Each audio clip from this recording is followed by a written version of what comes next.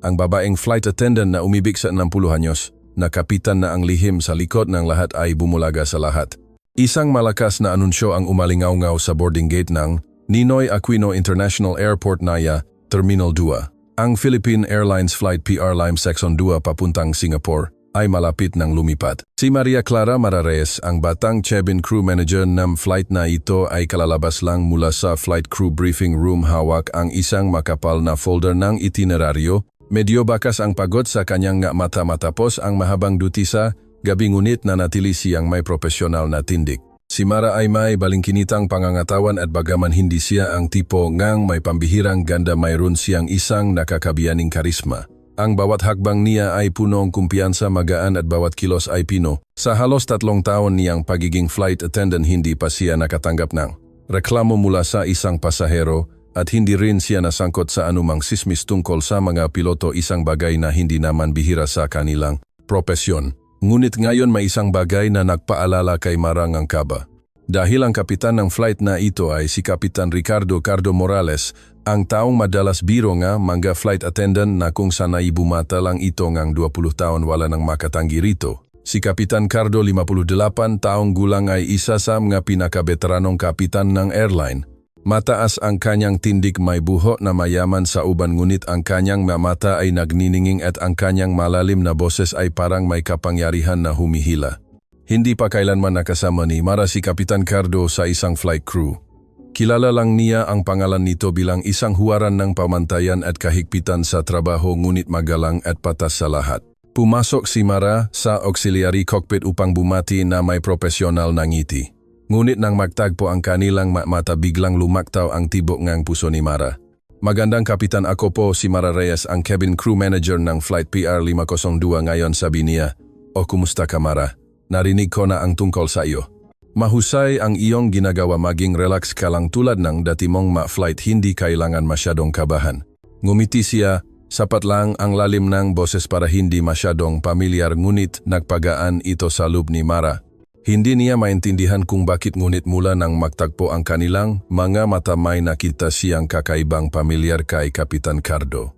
Isang kakaibang pakiramdam ng seguridad, hindi isang pansamantalang pahanga kundi tulad ng isang taong may karanasan na nakakakita sa lahat ng kanyang pagod. Sa loob ng mahigit 5 oras na flight, nagtrabaho si Mara nang walang anumang pagkakamali, ngunit ang kanyang isip ay inuukil-kil ng imahe ni Kapitan Cardo, ang lalaking may mahinahon na mukha, matatak na kamay sa kontrol at malalim na mga mata na parang natataguan, mahabang kuwento na hindi pa naikukuwento. Nang lumapag ang eroplano sa Singapore sa isang maalinsangang hapon, nakatayo si Mara sa likod, nagpapaalam sa mga pasahero. Dumaan si Kapitan Cardo, huminto sandali at mahinang sinabi, "Salamat, Mara. Ngayon ang unang flight ko na naramdaman kong ganito kagaan, pagkatapos ng halos 30 taon bilang piloto." Napatulala si Mara habang tinitignan ang papalayo nitong anino sa likod ng pinto ng eroplano. Tumayo siya ng ilang segundo bago dahan-dahang hinawakan ang kanyang dibdib. Posible kaya na ito ang simula ng isang kakaibang damdamin pagkatapos ng formalidad sa pagtatapos ng flight? Dinala ang crew sa isang hotel malapit sa Changi Airport upang magpalipas ng gabi bago bumalik sa Maynila kinabukasan ng umaga. Ang hotel ay marangya, ngunit malamig, bawat isa ay may sariling silit, walang nag-usap. Ganyan ang ritmo ng buhay ng isang flight attendant, lumilipat, paalis, bumabalik, kumakain nang mag-isa, natutulog nang mag-isa at paminsan-minsan ay ngumingiti nang mag-isa sa salamin upang kumpirmahin sa sarili na maayos pa rin ang lahat. Umupo si Mara ng tahimik sa harap ng bintana. Ang mailaw ng Singapore sa malayo ay malabo tulad ng ulap ng alaala. Hinawakan niya ang isang tasang mainit na kape. Iniisip ang sinabi ni Kapitan Cardo kaninang hapon, ang pinaka-relax na flight sa loob ng 30 taon. Bakit ang isang simpleng salamat ay nagiwan ng malalim na bakas sa kanya? Dahil lang ba siya ang unang tao sa crew na nagbigay sa kanya ng malumanay na komento, o dahil sa mga mata nito? Umiling si Mara at ngumiti sa sarili. Ano ba ang iniisip ko? Mahigit 30 taon ang tanda niya sa akin at may pamilya na siya dati. Hindi maari.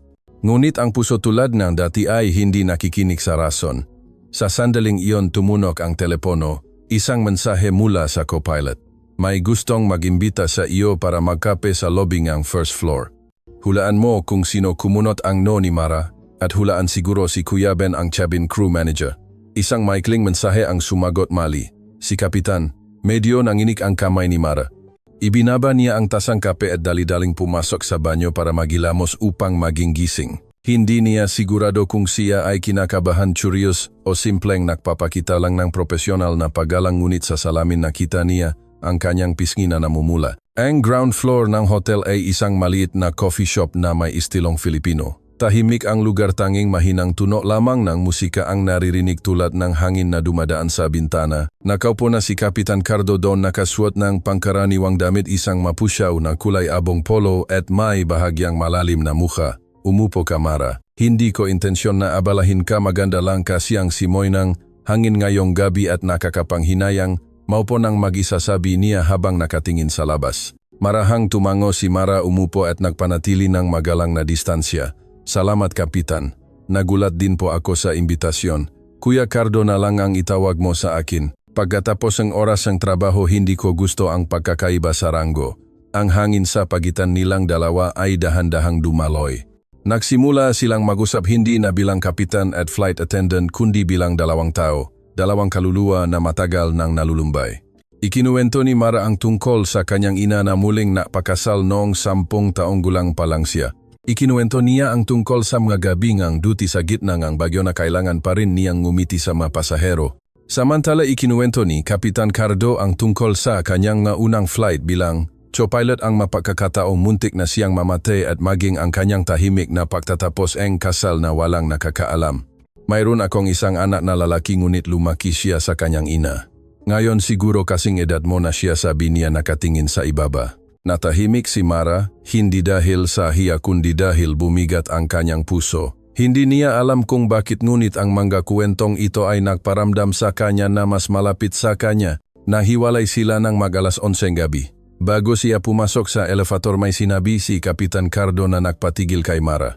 Mara, hindi ko alam kung ano ang mangyayari sa hinaharap, pero salamat at pinakinggan mo ako ngayon.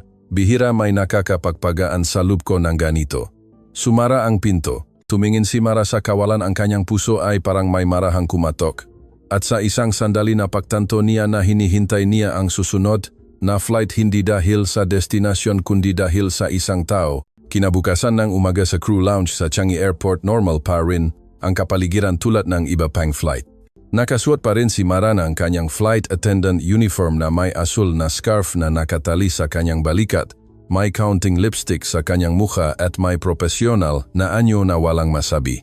Ngunit siya lang ang nakakaalam na hindi siya halos nakatulog kagabi.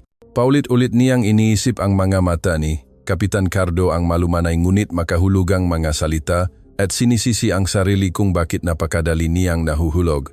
Isang salamat lang, kasamahan lang kami, kailangan kong panatilihin ang distansya.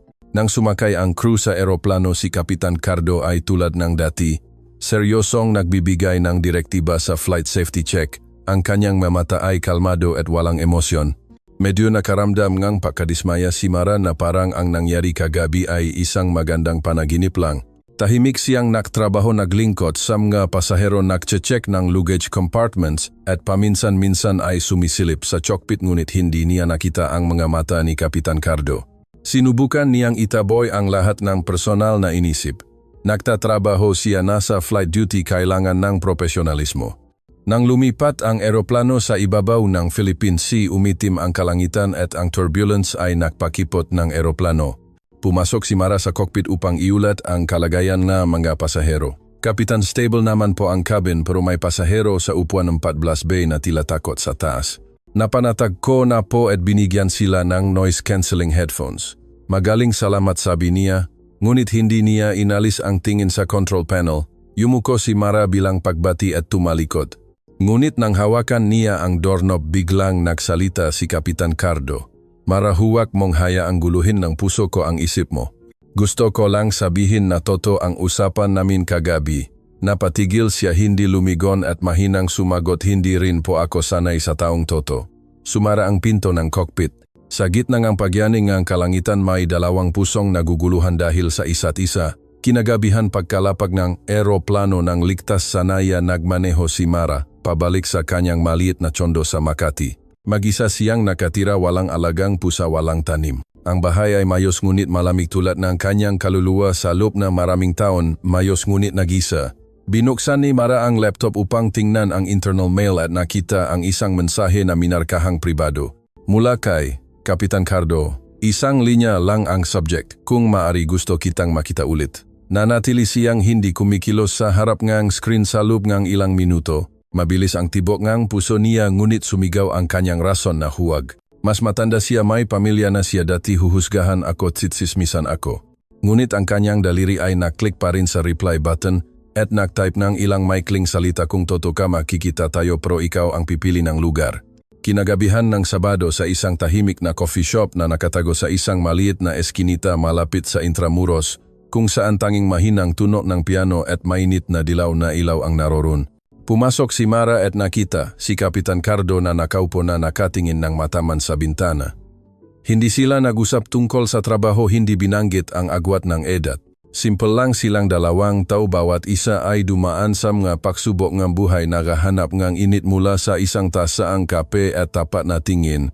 Alam kong mas marami akong pinagdaanan kaysa sa iyo, edad, sakit, nakaraan. Pero hindi pa ako nakaramdam ng kapayapaan sa pakikipag-usap sa sinuman tulad ng nararamdaman ko kapag kasama ka, sabi niya ng malalim at tapat.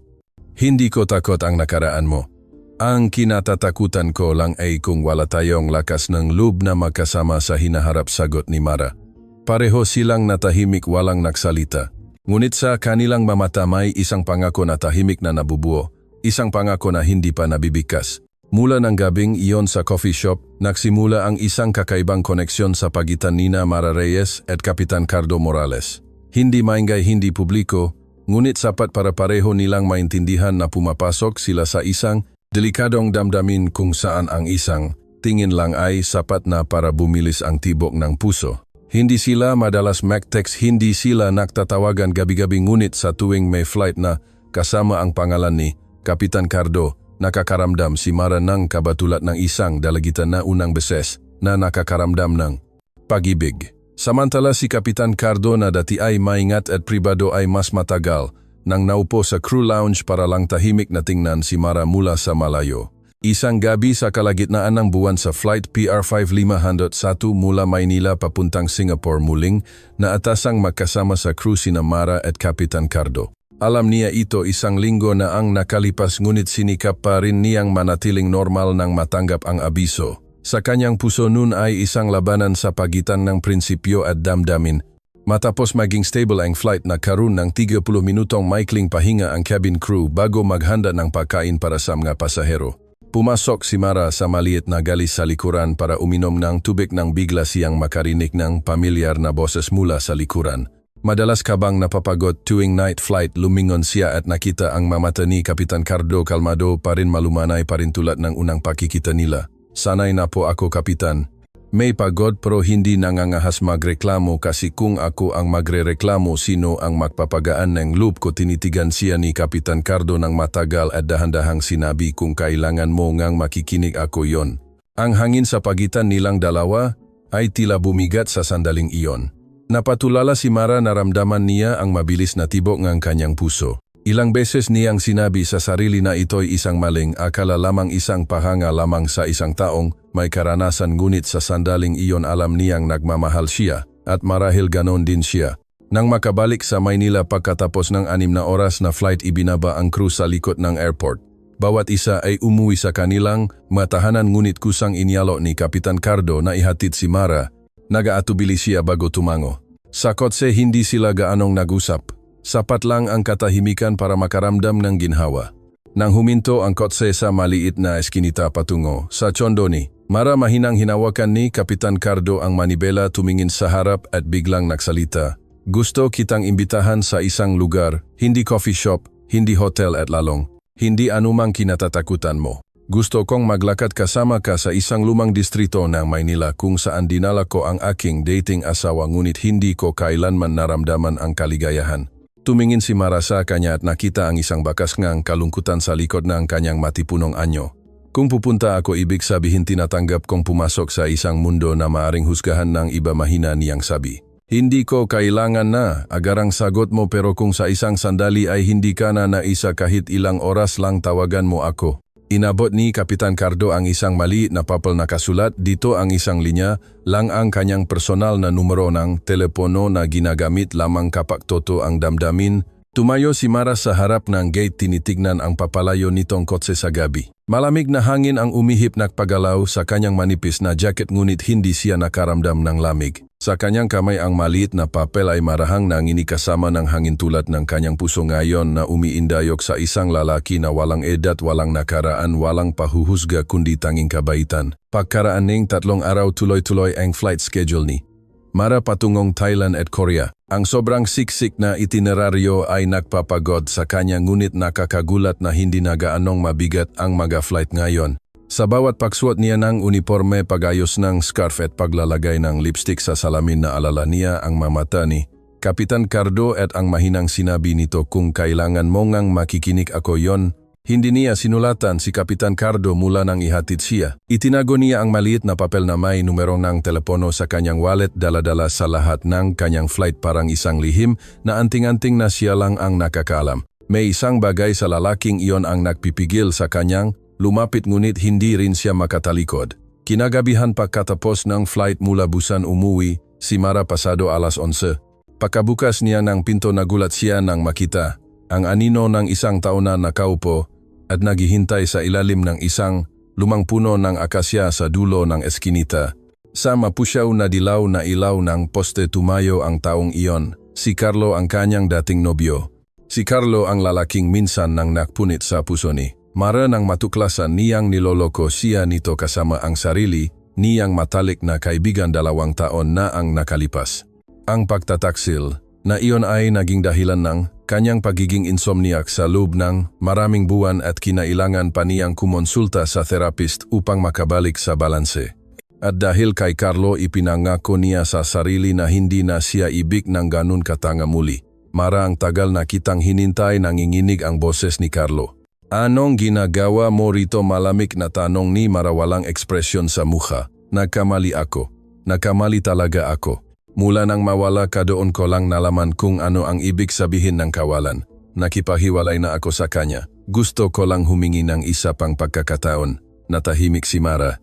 Humangin ang malamig na hangin sa lik ng kanyang damit. Sa kanyang isip biglang sumagi ang imahe ni Kapitan Cardo, ang kanyang mabait na tingin, ang mapagpasensyang pahawak ng kamay, at napagtanto niya na ang lalaking nasa harap niya ay hindi kailanman nagpadama sa kanya ng kapayapaan. Ito'y nakasanayan lamang ng isang pusong minsan nang naging mahina. Hindi na ako ang Mara ng 2 taon na ang nakalipas, Carlo. Hindi rin ako ang babaeng kailangan ng lalaki dahil lang sa takot sa pag-iisa, mahinang sagot niya. May iba ka na bang kasama? Tanong ni Carlo, dumilim ang kanyang mamata. Hindi sumagot si Mara. Tumalikod siya, binuksan ang gate at pumasok sa bahay. Iniwan si Carlo na nakatayo ng tahimik sa dilim. Ang kanyang puso ay hindi nagulo, hindi nasaktan, hindi nalungkot, kundi may kakaibang kalinawan. Nakalabas na siya mula sa dilim ng nakaraan. Kinagabihan pagkatapos maligo, kinuha ni Mara mula sa kanyang wallet ang maliit na papel na may pamilyar na sulat. Nag-aatubili siya bago idayal ang numero. Tumunog ng 3 beses at pagkatapos ay narinig niya ang boses ni Kapitan Cardo, malalim pa rin at malumanay. Naririnig ko, sabi niya. Mahinang ngumiti si Mara, may bahid ng damdamin sa kanyang boses. Kung pinaninindigan mo pa ang sinabi mo, gusto kong maglakad kasama ka minsan. Hindi sa coffee shop, hindi sa hotel, maglakad lang. Sa kabilang linya natahimik si Kapitan Cardong ilang segundo bago sumagot, na hintay ako sa iyo sa kaming lumang lugar sa Intramuros. May dala akong 2 pandesal at isang bot ng calamansi juice. Hindi napigilan ni Mara ang pagtawa, lumuluha. Kaya pupunta ako, pro huwag kang umalis. Baka maligaw ulit ako. Hating gabi tahimik ang lumang distrito ng Maynila.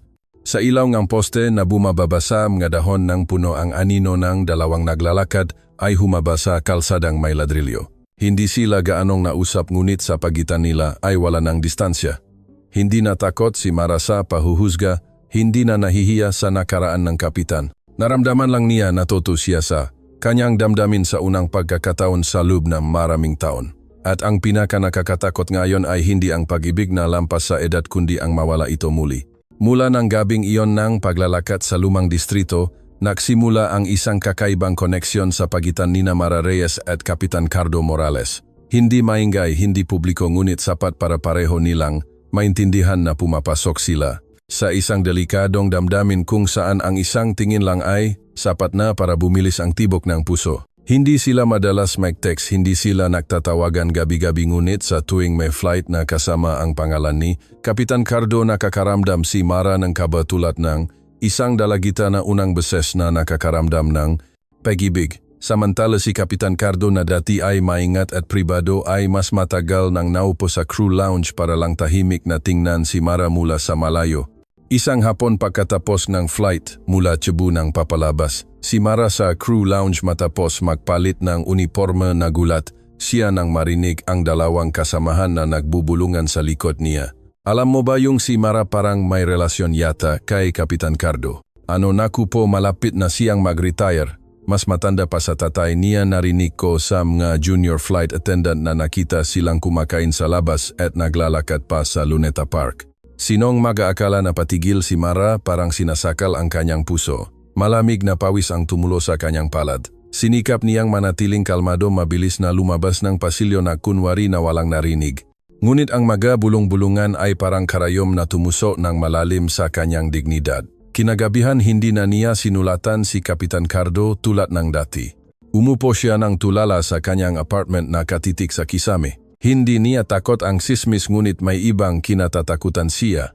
Kaya ba siya nakakagulo kay Kapitan Cardo dahil sa relasyong ito na pinupuna ng lahat? Hindi siya makatulog kaya nag-text siya sa kanya. Nagsisisi ka ba dahil pinili mo ako? Nabasa ang mensahe pakaraan ng ilang minuto at sumagot siya, ang pinagsisisihan ko lang ay hindi kita nakilala ng mas maaga. Umiyak si Mara. Hindi niya kailangan ng pangako ng walang hanggan, kailangan lang niya ng isang taong may sapat na lakas upang hindi siya iwanan sa gitna ng bagyo ng opinyon ng publiko. Hindi pa doon nagtatapos ang bagyo. Pagkaraan nga, 2 araw nakatanggap siya ng abiso mula sa HR department ng airline, humihiling ng isang pribadong pagpupulong. Sa meeting room, seryosong sinabi ng isang senior manager, Mara, nakatanggap kami ng reklamo tungkol sa inyong relasyon sa inyong superior si Kapitan Cardo. Bagaman wala pang konkretong ebidensya, nakakaepekto ito sa imahe ng kumpanya. Kailangan mong seryosong suriin ang inyong kilos. Nawalan ng kibo si Mara. Ang issue ay lumampas na sa saklaw crew at naging isang panlup na problema ang kumpanya. Siya ay pansamantalang sinuspinde sa flight schedule ng 1 linggo upang linawin ang sitwasyon. Pagkalabas ng silid, parang nahuhulog siya. Ang lahat ng kanyang pagsisikap, lahat ng mga prinsipyo na pinangalagaan niya sa loob ng maraming taon, ay biglang pinintasan ng mapanuring tingin at malamig na mga salita. Kinagabihan ng tawagan siya ni Kapitan Cardo, hindi niya sinagot. Takot siyang marinig ang boses nito, baka hindi niya mapigilan ang pagluha. Takot siyang malaman nito na siya ay madidisiplina, mawawala ang kanyang prestihiyosong posisyon na pinangalagaan niya sa loob ng 30 taon. Ngunit sa pinakahuling sandaling ang kanyang kawalan ng pag-asa may kumatok. Nang buksan ni Mara, nakatayo si Kapitan Cardo doon, walang sinasabi. Ibinigay niya sa kanya ang isang sakong ang papel, isang sulat ng maagang pagre-retiro. Tiningnan niya si Mara, hindi maitago ang kalungkutan sa kanyang mata, ngunit buo ang desisyon. Ayoko na ikaw ay mag-isa sa gitnang na magabulong-bulungan at ayoko ring maging pabigat ang pag-ibig natin sa iyo. Pero mawawala ang lahat sa iyo, pabulong ni Mara. Hindi. Isang upuan lang ang iwanan ko, Mara, pero ikaw ang buong buhay na gusto kong panatilihin. Niyakap ni Mara siya habang umiyak. Sa labas maingay pa rin ang kalye, ngunit sa maliit na silid na ito may 2 taong pinipiling makasama sa kabilang buong mundo. Opisyal na nagsumite si Kapitan Cardo ng maagang pagre-retiro, pinutol ang lahat ng koneksyon sa airline na kanyang pinaglingkuran ng halos 30 taon. Mabilis na kumalat ang balita tulad na apoy. May mga nalulungkot, may mga nagbubulungan, may mga naninisi sa kanya na masyado siyang mahina dahil sa isang relasyong itinutring na hindi tama. Samantala nang malaman ni Mara na na-resign si Kapitan Cardo dahil sa kanya, parang may mabigat na bato na dumagan sa kanyang dibdib. Naramdaman niyang minamahal siya, ngunit mayroon din siyang hindi matukoy na utang. Kinagabihan pumunta siya sa bahay ni Kapitan Cardo sa unang pagkakataon, hindi dahil sa romansa kundi dahil kailangan niya ng lugar upang mahanap ang kanyang sarili. Ang apartment ni Kapitan Cardo ay nasa isang lumang kondominium sa kalsada ng Pinoval. Hindi marangya o maluho, ngunit malinis, maayos at puno ng init. Puno na nobela ang maestanteng libro, ilang lumang faded na larawan at isang espesyal na picture frame na nakatago sa gitna ng kahoy na estante, larawan ng isang binata na nakasuot ng graduation uniform. Kinuha ni Mara ito ng walang malay. Siya ang anak ko, sabi ni Kapitan Cardo, hindi maitago ang pagdadalamhati sa kanyang mata. Ang pangalan niya ay Carlo. Napatigil si Mara, nanginig ang kanyang kamay na parang may kuryenteng dumaloy sa kanyang gulugot. Ano ang sinabi mo, nautal siya? Ang pangalan niya ay Carlo. Ngayon ay 29 anyos na siya. Dinala siyang kanyang ina sa ibang bansa noong bata pa siya, ngunit bumalik siya sa Maynila upang magtrabaho. Sabi niya nang hindi napapansin ang pamumutla ni Mara. Umurong si Mara ng isang hakbang, mahigpit na nakakagat ang kanyang labi. Tinitigan niya ang larawan, ang mamata na iyon, ang matampo na iyon mismo, si Carlo, ang kanyang dating nobyo na nagtaksil sa kanya noong nakaraan. Hindi maaring magkamali, naramdaman niyang nadurog ang kanyang puso. Nagulat si Kapitan Cardo nang makita si Mara na nanginginig, namumutla ang mukha. Lumapit siya, nag-aalala, anong nangyayari sa iyo, hindi ka ba maayos? Tiningnan siya ni Mara, namumula ang mamata, ang dating nobyo ko Carlo din ang pangalan at ang mukha na iyon ay siya. Natahimik. Ang silit parang nawalan ng hangin. Tulala si Kapitan Cardo, napaupo sa upuan. Ang kanyang mukha ay tulala, hindi dahil sa gulat kundi dahil sa sakit na nabunyag. Hindi ko alam, wala akong kaalam-alam na magkakilala kayo. Nahiwalay kami ng kanyang ina noong bata pa siya. Lumaki siya sa ibang bansa at bihira siyang umuwi. Malamig din ang relasyon namin bilang mag-ama. Natahimik si Mara, umupo sa sahig, hawak ang kanyang ulo. Bumalik ang lahat na alaala, ang mapagkakataong siya ay pinagtaksilan, ininsulto at iniwan. Ngayon ang taong pinakamasakit sa kanya nunay ang anak ng lalaking pinakamamahal niya ngayon. Ang kapaitan ay walang awa. Isang linggo pagkaraan, hindi nakipakita si Mara kay Kapitan Cardo. Nag-apply siyang leave ng walang dahilan. Kailangan niya ngang oras upang maunawaan ang kanyang damdamin upang hindi mahalo ang pag-ibig sa galit at hinanakit. Samantala biglang nagpakita si Carlo. Tinawagan niya si Mara para humingi ng pagpupulong. May isang bagay sa boses ni Carlo ang nagparamdam sa kanyang kaba. Nakita sila sa isang maliit na coffee shop malapit sa Luneta Park. Si Carlo ay elegante pa rin tulad ng dati.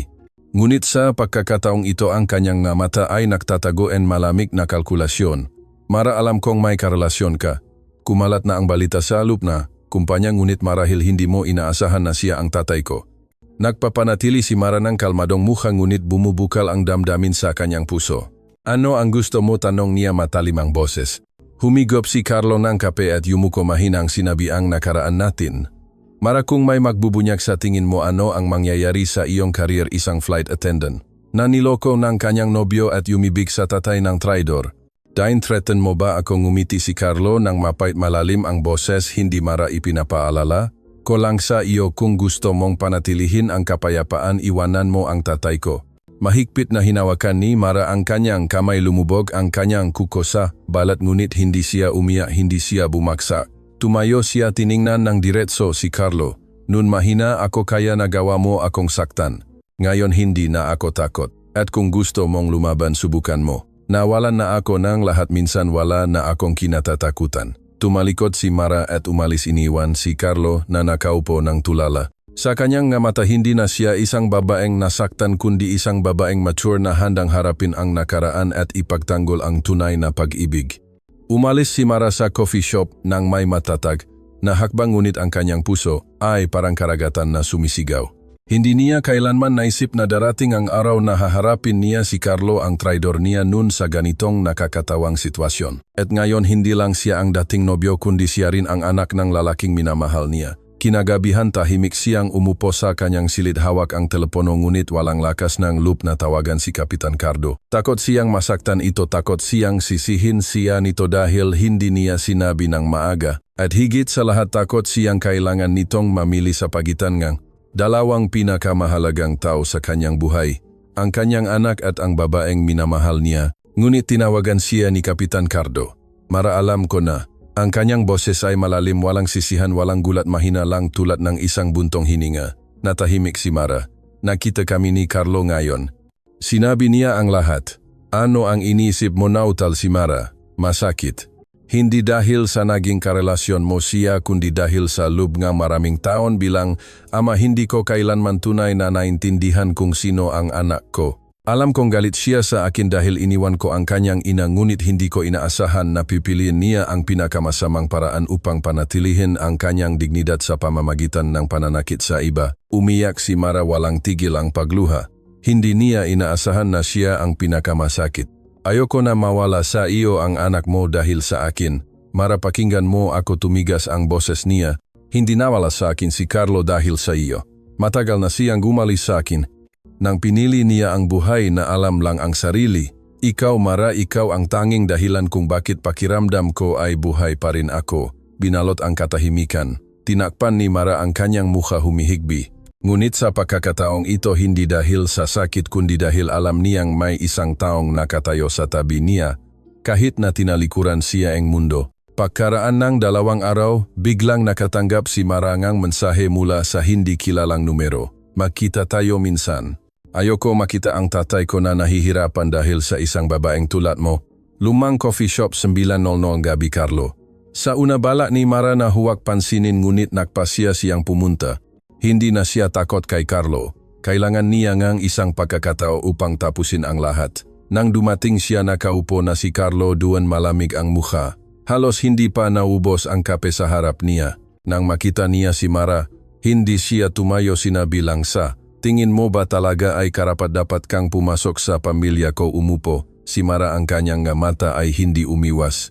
Hindi ako pumapasok sa pamilya mo, pumapasok ako.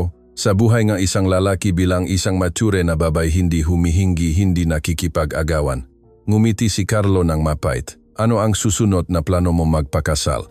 At pagtatawanan ka nga tao dahil sa pagpapakasal sa isang kasing edad ngang anak mo kung may tatawa dahil hindi pa nila naranasan ang tunay na pag-ibig. Ako hindi ako takot sa panunuya. Ang kinatatakutan ko ay ang mawala ang tanging taong totoo sa akin. Mahigpit na kinuyom ni Carlo ang kanyang kamay. Sinasabi mo na parang hindi kita kailanman minahal. Hindi mo ako kailanman minahal.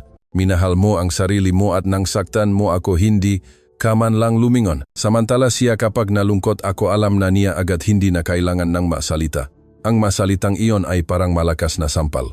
Natahimik si Carlo, tumigas ang kanyang mukha. Wala na siyang masabi. Tumayo si Mara bago umalis, tiningnan niya ng diretso si Carlo matatag.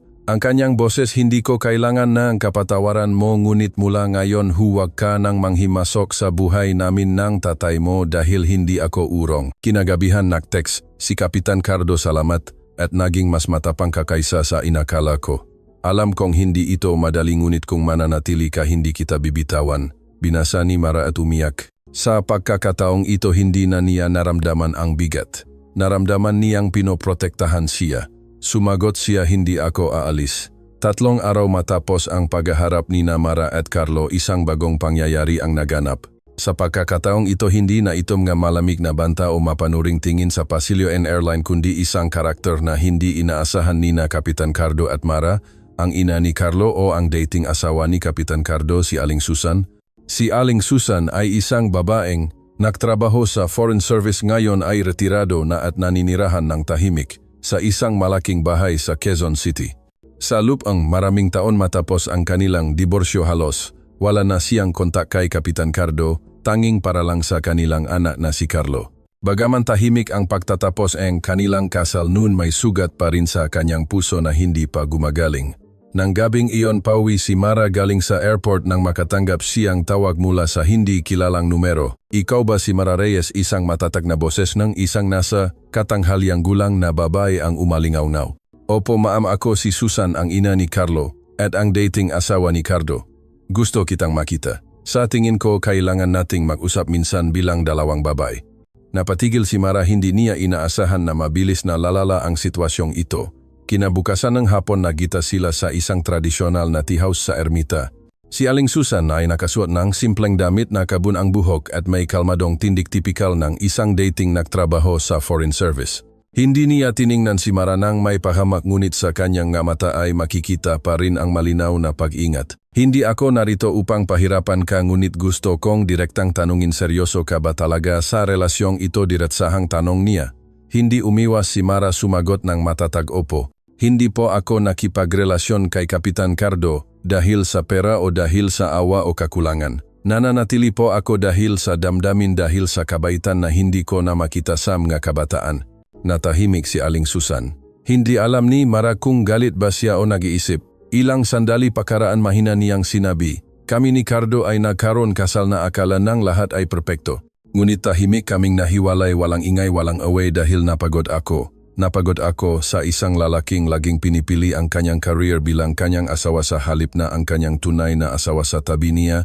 Naramdaman ni Mara ang bigat sa kanyang dibdib.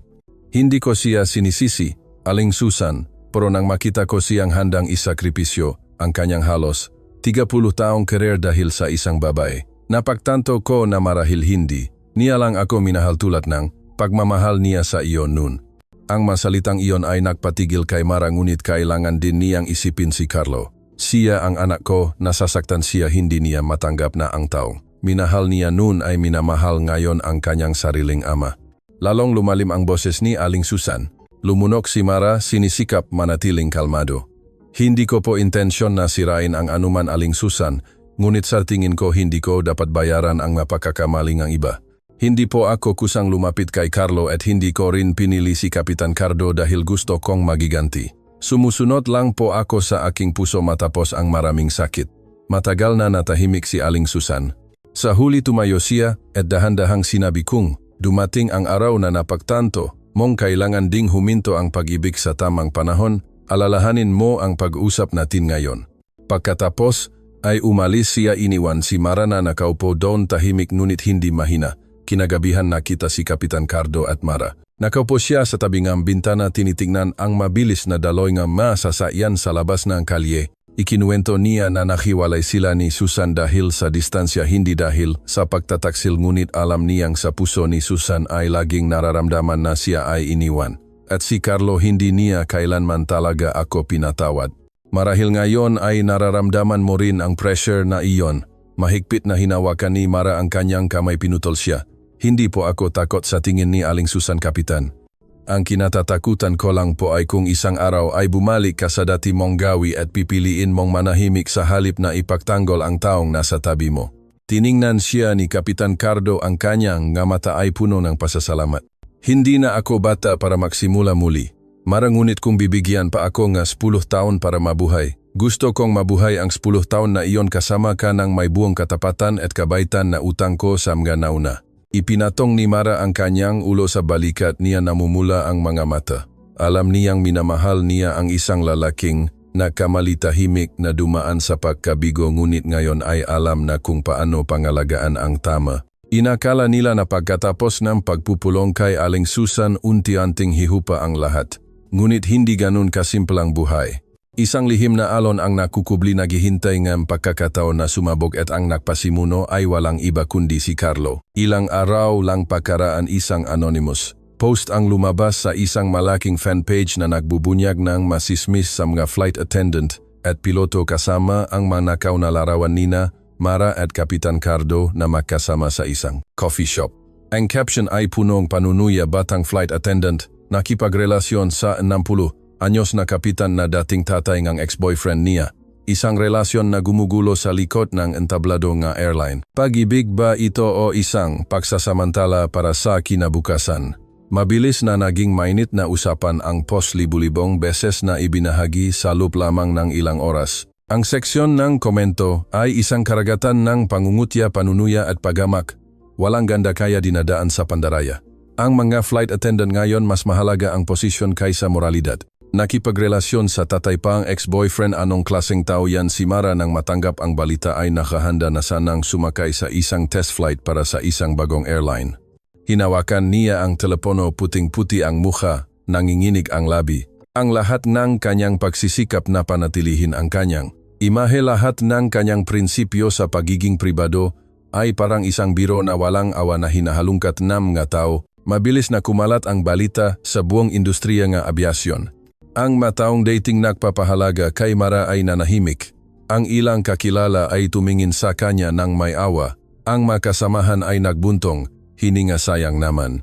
Akala ko malakas siya, pero hindi rin nakatakas sa bitag ng pag-ibig. Naramdaman niyang tinalikuran siya ng buong mundo. Gusto niyang umiyak, gusto niyang sumigaw, gusto niyang mawala sa Maynila. Ngunit sa sandaling iyon isang kislap ngang liwanag ang sumilay mula sa likod ng bayo. Agad na ipinagtanggol siya ni Kapitan Cardo. Sa kanyang personal na Facebook, account na matagal na niyang hindi ginagamit, sumulat siya ngang isang status update na punong dignidad. Ako si Ricardo Morales, dating Kapitan, ay kinukumpirma na seryoso ang relasyon namin ni Maria Clara Reyes. Walang pansariling pakinabang at walang paglabag sa moralidad. Kung kailangan neng publiko ngeng isang taong pananagutan, tawagin ang aking pangalan. At kung may gustong gamitin ang isyong ito upang pagtakpan ang kanilang personal na pagkakamali, mas mabuting huminto na sila bago pa sila mismo ang mabunyag. Nagsimulang mahati ang publiko sa dalawang kampo, patuloy na umaatake ang isang panig, ngunit ang kabilang panig ay ang mataong nakakakilala kay Kapitan Cardo na tumayo upang ipagtanggol siya. Si Kapitan Cardo ang pinakaseryoso na kilala ko. Walang mali sa pag-ibig. Ang may mali ay ang mga taong mahilig maghanap ng butas sa karayom. Sa aming henerasyon, kung mayroon pa ring pag-ibig pagkatapos nga edad 50, ito ay dapat pahalagahan. At pagkatapos ay nangyari ang pinakamalaking sorpresa. Isang kabataang babae ang nagsalita.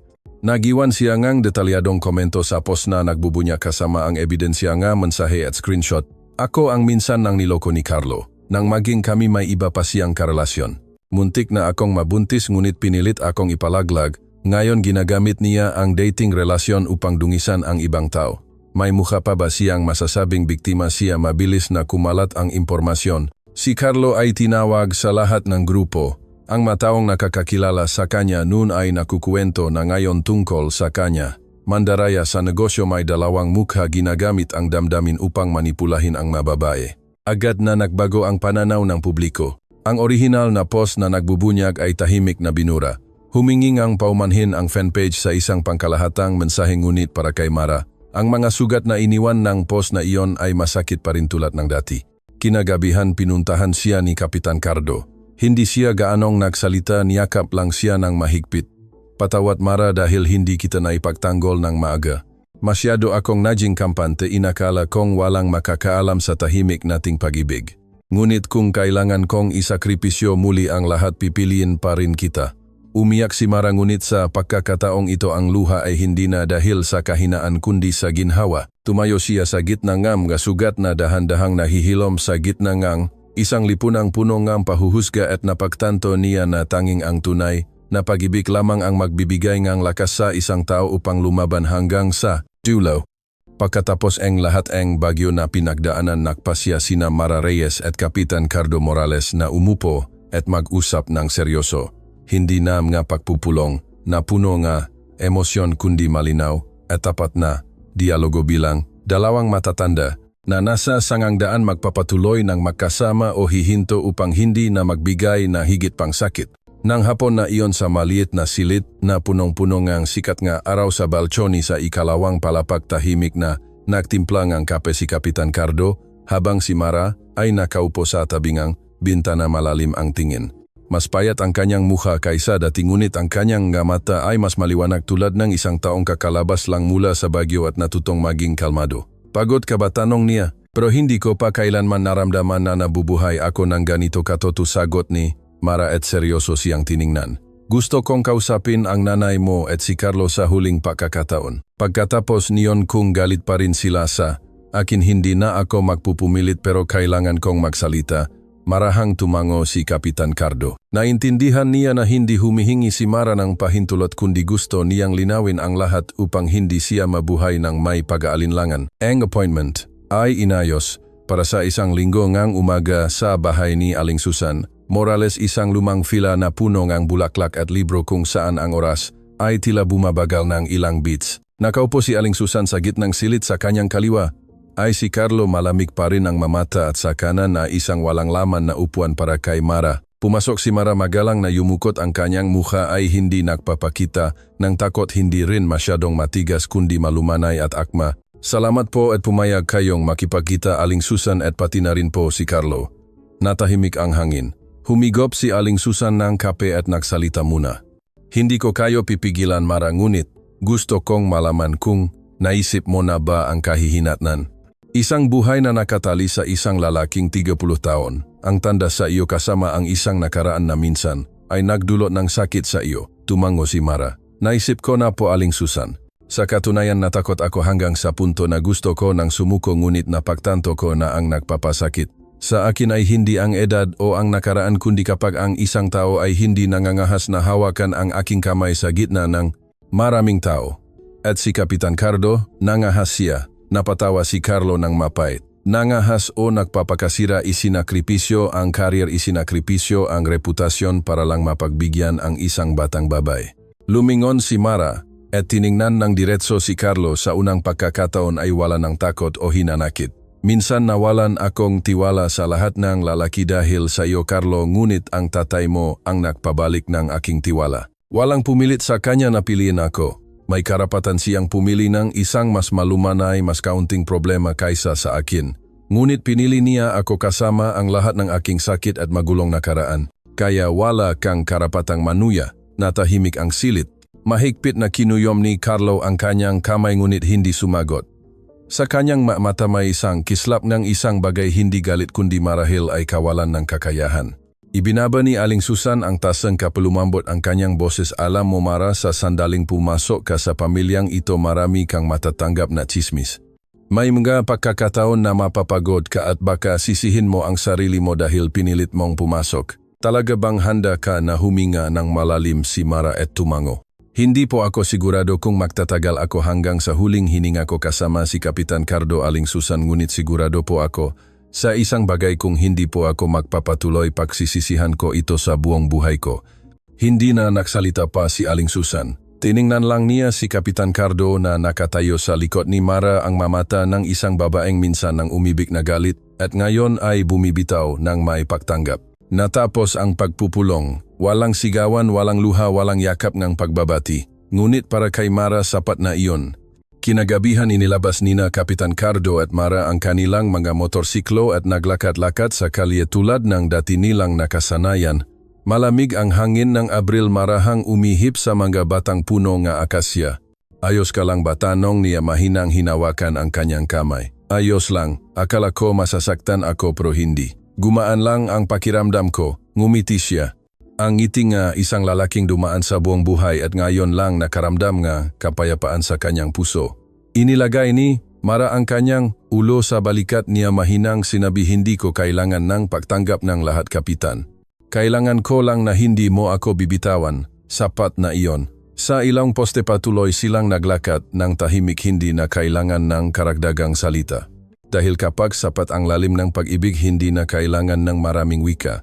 Basta't makahawak pa rin ang kanilang makamay gaano man karami ang sismis sa labas hindi sila urong. 3 buwan matapos ang pagpupulong kay Aling Susan at Carlo ang buhay nina Mara Reyes at Kapitan Cardo Morales ay pumasok sa isang bagong yugto. Wala nang itinatago, wala nang pag-alinlangan sa bawat kilos. Hindi sila nagpakita sa publiko ng bongga, hindi rin sila nagbigay ng pahayag sa media. Simplang namuhay sila ayon sa kanilang pinili. Bawat umaga maagang gumigising si Kapitan Cardo, nagtitimplang ang kape, nagdidiling ang halaman at paminsan-minsan ay inihahatid si Mara sa trabaho gamit ang kanyang lumang motorsiklo. Samantala pagkatapos ang kanyang pansamantalang pagtigil sa paglipad, nagpasya si Mara na hindi na bumalik sa dating airline kundi magbukas ang isang soft skills training center para sa mga batang flight attendant. Isang pangarap na matagal na niyang pinangalagaan ngunit hindi kailanman naglakasloob na isakatuparan. Sa simula ang center ay isang inupahang silid lamang sa ikatlong palapak ng isang maliit na gusali sa Pedro Gil. Nagtuturo si Mara sa gabi at sa araw ay siya mismo ang nagdidisenyo ng kurikulum sumasagot sa mamensahe ng estudyante at nag-iimprenta ng mga materyales. Hindi ito ang grande, hindi rin pangarap lang ngunit ito ang buhay na pinili niya ng buong puso. Sa una bala lang ni Kapitan Cardo na mapahinga ngunit nang makita niyang abala si Mara hanggang sa punto na pag-uwi niyang gabi ay halos bumagsak na siya sa kama at hindi na makapagsalita, tahimik siyang tumulong dito. Nagturo siya ng libre sa klase ng passenger psychology and emergency handling in the air. Gamit ang kanyang 30 taong karanasan ikinuwento niya ang bawat kuwento at bawat insidente nang may malalim na boses na nagpatulala sa mga estudyante. May mga gabing 7 lang ang estudyante sa klase ngunit nakatayo pa rin sila sa podium na parang daan-daan ang nasa harap nila. May maaraw na umulan at nawawalan ng kuryente sa gitna ng klase, hawak pa rin ni Mara ang flashlight at itinutuloy ang pagtuturo. Nakaupo si Kapitan Cardo sa likod ng klase, tahimik na tinitignan siya. Sa nakikislap na ilaw, ang kanyang mamata ay nagniningming pa rin tulad ng isang kandila na hindi tinatablan ng hangin. Unti-unting natahimik ang publiko. Ang bulong-bulungan ay naglaho nang walang makahanap ng dahilan upang kamuhian ang dalawang taong namumuhay ng may kabaitan, nagtatrabaho ng masipag at walang sinasaktan. Si Carlo, matapos ang kanyang paka-expose sa social media, ay tuluyang naglaho sa dilim. Si Aling Susan naman ay paminsan-minsan pa ring nagte-text kay Mara ng palihim na parang kailangan pa niya ng mas maraming oras upang maunawaan, mapatawad at matanggap. Isang gabing-gabi habang inayos ni Mara ang mabagong lecture, dinalhan siya ni Kapitan Cardo ang isang basong mainit na gatas. Tumingin siya malalim ang mamata dahil sa kulang sa tulog. May tanong ako, sabi niya. Opo, kung isang araw ay hindi na ako makakakilos, nang mabilis nanginginig ang mangga kamay at mabagal magsalita. Mainis ka ba? Ngumiti si Mara, isang ngiti na parehong malumanay at may bahid ng pagdaramdam. Ang kinatatakutan ko lang po ay kung isang araw ay hindi na ako bata para maupo at tingnan kang natutulog tulad ngayon. Inilagay ni Kapitan Cardo ang kanyang kamay sa kamay niya. Gusto kitang pakasalan, Mara. Walang malaking handaan, walang magarbong wedding gown, isang maliit na party lang na kasama ka, ako ang iyong mga estudyante, at isang marriage certificate na nagsasabing hindi lang ako ang iyong karelasyon kundi ang iyong asawa. Napatulala si Mara. Sa loob ng maraming taon, hindi niya kailanman pinangarap ang kasal. Ang kanilang pag-ibig ay dumaan sa bagyo opinyon ng publiko, nakaraan at edad. Tanging tiwala na lang ang natira. Ngunit ang mismong pagiging simple ng panukalang kasal na iyon, walang pagluhod, walang singsing na diamante ang nagpaya sa kanya. Pumayag po ako, ngunit may isang kondisyon. Ano yon? Kailangan mong mabuhay ng matagal upang bawat umaga ay mainom ko pa rin ang kape na timplado mo at bawat gabi gaano man ako kapagod, may maghihintay pa rin sa aking pag-uwi. Niyakap siya ni Kapitan Cardo. Sa labas mahina ang ulan ng tagsibol. Sa maliit na silid, walang chandelier, walang velvet na upuan, dalawang tao lang at isang pag-ibig na maingat na pinangalagaan tulad ng isang bulaklak na tumubo mula sa matigas na bato, patuloy na namumukatkat, patuloy na bumabango. Ang kasalan ay ginanap isang hapon sa huling bahagi nga, taglagas sa isang maliit na hardin sa lumang kondominium na madalas puntahan nina Kapitan Cardo at Mara para maglakat-lakat. Walang magarbo na entablado, walang paputo o maingay na kasiyahan, ilan lang ang malapit na kaibigan, ang mga estudyante ni Mara, ang dating kasamahan ni Kapitan Cardo, at lalo na isang tahimik at mainit na kalangitan tulad ng kanilang love story. Ang nobya ay nakasuot ng simpleng puting barot saya, walang belo, walang palamuti. Ang mukha ni Mara ay malumanay, ang kanyang mata ay nagnininging, hindi dahil sa lipstick o makeup kundi dahil tunay siyang masaya. Nakasuot naman si Kapitan Cardo nga pusyaw na kulay abong barong, bahagyang nanginginig ang kanyang kamay nang ikabit ang bulaklak sa kanyang dibdib, ngunit sinikap pa ring ngumiti. Sa edad na halos 60, ito ang unang pagkakataon na naramdaman niyang kinakabahan ng ganito.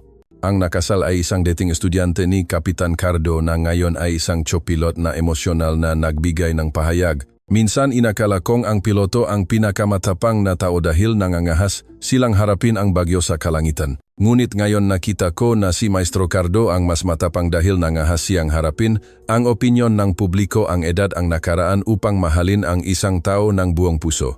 Umalingaw-ngaw ang palakpakan. Lumuluha si Mara habang lumalapit kay Kapitan Cardo, magkahawak kamay.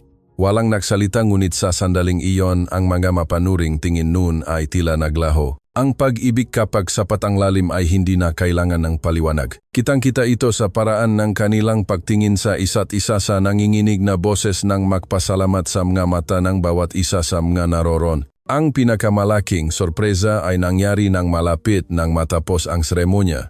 Nagpakita si Carlo. Walang umasa, walang nakimbita, ngunit dumating siya. Tumayo siyang tahimik sa malayo, hindi nakikipagsiksikan, hindi nagpapansin. Bahagyang naguluhan si Mara.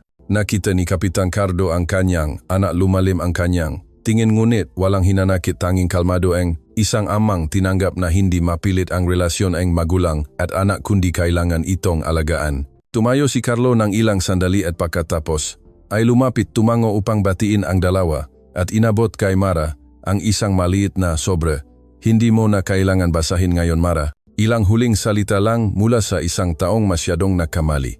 Pagkasabi nito tumalikod si Carlo walang mahabang pahingi ng tawad walang pilit na pakikipagkasundo tanging, isang pagpapalaya matapos ang maraming buwan ng pakikibaka. Tiningnan ni Mara ang papalayo nitong likod magaan ang kanyang puso. Wala na siyang hinanakit wala ng sakit. Ang nakaraan na minsan ay nagpabagsak sa kanya ay anino na lamang ngayon at sapat na siyang malakas upang tumayo sa liwanag. Kinagabihan nang makaalis na ang lahat ng bisita sina Mara at Kapitan Cardo ay umupo sa hagdanan ng lumang bahay makasamang umiinom ng kape sa ilalim ng nagniningning na mga ilaw na nakasabit. Hindi ko inaasahan na darating si Carlo mahinang sabi niya. Sa tingin ko kailangan niya ring magpatawad tulad ng kailangan natin nun Mara. Hindi para mapatawad kundi para makapagsimula muli sa sarili niyang paraan sagot ni Mara malalim ang tingin. Hinawakan ni Kapitan Cardo ang kanyang kamay, takot ka ba hindi? Dahil sa huli alam ko na ang pinakamagandang bagay sa mundo ay hindi ang pakasalan ng mayaman ang bata o ang perpekto kundi ang pakasalan ng taong nangahas na sumama sa iyo sa gitna ng bagyo, ngumiti si Kapitan Cardo.